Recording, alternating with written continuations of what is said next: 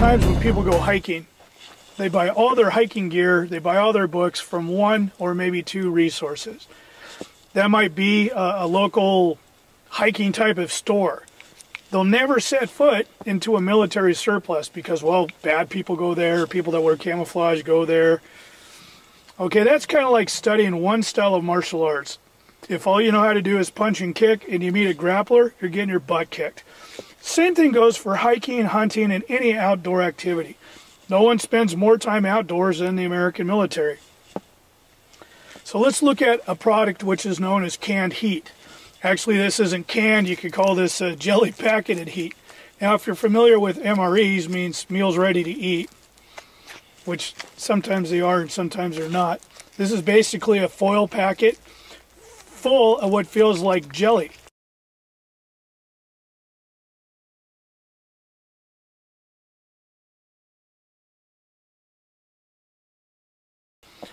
Diethylenglykol hasn't really grabbed on and achieved as much fame as it should and will in the future, because the old survival instructors, the old military guys, even the old guys like me, still like Troxane even better. Troxane's hard to find though. Diethylenglykol you may or may not be able to find, but it's sure coming to a store near you. So what do you do with this? Well, think of it this way. It's snowing. I'm cold. It's about 13 degrees and I'm underdressed because you don't want to see me in a parka on film. This is sat outside for 4 days in sub-zero weather, and it's still very pliable, even easier and more liquid than the toothpaste that you have in your medicine cabinet. Think of this with kind of the consistency of maple syrup. Now, a lot of survival type of videos will have you out here rubbing two sticks together, making fire plows or bow and miter, and those skill sets are fine if you're really into primitive living. I think it's kind of stupid though, in today's modern age, why would you have a bunch of waterproof matches which may or may not light, which don't always work when it's windy, which over time break down, when you can just buy a whole bunch of lighters and put one or two of these bad boys in every pocket that you carry. I've probably got conservatively 8 lighters on me right now. They don't weigh anything. They're going to last a lot longer. One of these alone is going to give me more lights than any book of matches. Now, of course, some people will go, well, what if the flint breaks? What if you hold down the lever and all the gas escapes? I have like 18 more. Okay, welcome to the modern day of hiking.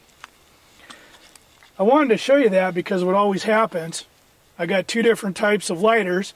Never put all of your hope, don't put all your eggs in one basket. This is one version, this is another version. If I buy one pack and I put them in my pocket and I don't try them out, what if that's the bad manufacturing pack that doesn't work? Always have a backup, always use 3 different varieties. And these are disposable, so I have to mess around with fluids. Because what always happens is when I really need it, this brand new lighter is the one that sparks and doesn't work. No big deal. My backup plan, redundancy, right? I'm good to go. I could go to a rock concert right now. So let's talk about something else. Let me show you how this worked.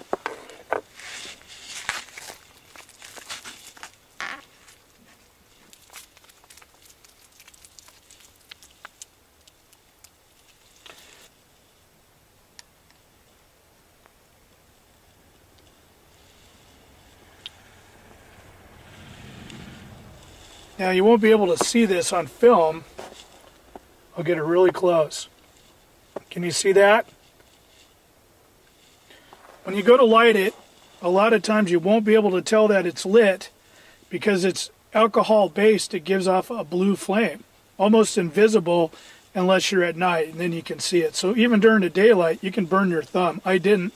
I got lucky, but as you can see, it's burning really well. Kind of looks like a little chunk of ice on my blade, doesn't it? Now,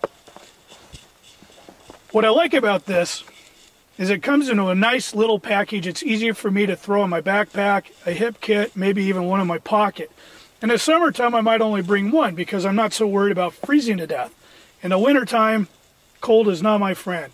Cold means I'm going to die, maybe lose my fingers, my toes, my nose, and my ears. All right? I need to stay warm. just like you will. So you should always carry some of this, maybe in a cargo pocket in your pants and another one in your backpack.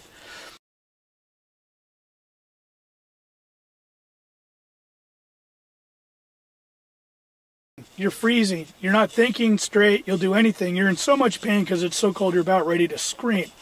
Your hands start shaking, right?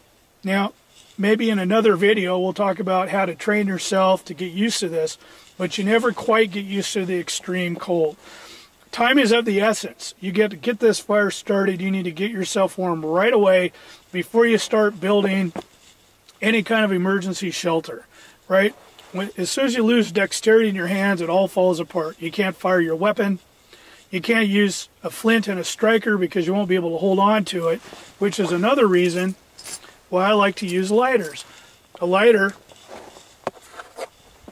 even with my hands shaking, I can get that striker to work. I only need one thing to work. Now, if I'm holding on to a box and matches, I'm going to probably break a lot of those matches trying to get things going. So think about that as well.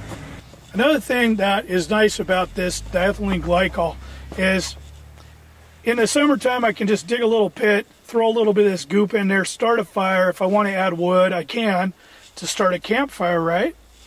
Or I could just throw a cup of coffee right onto this fire. It's going to take a little bit of while, but I can have tea, coffee when it's warm. I can do the same thing in the snow. I don't need to do anything. I can just throw a big pile of this right in the snowbank and set my cup on that.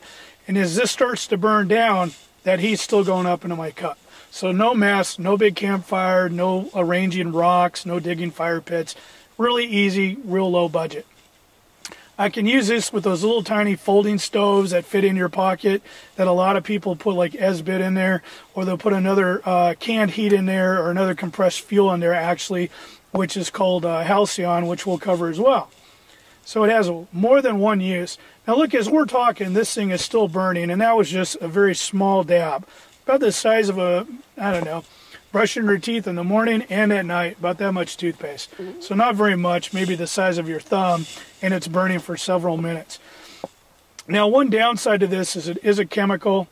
If you have any fancy titanium type cups, aluminum cups, or even one of those enamel baked camp cookware, which I have all three, you're going to leave kind of a black nasty residue on the bottom. It's kind of hard to clean off, so keep that in mind. I'm putting on this knife. I'm going to have to clean the knife a little bit later. I'm not aware of it being caustic, but because it's chemicals, why wouldn't it be?